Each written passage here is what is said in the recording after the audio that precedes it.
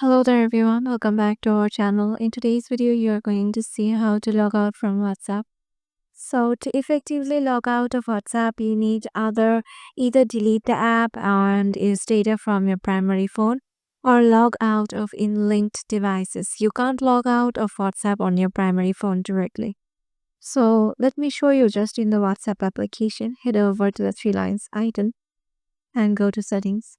And here you won't find any option of logging out in the button. So what you need to do is just to go back and keep tapped on your WhatsApp, tap on the information icon. Now go to the storage option in here.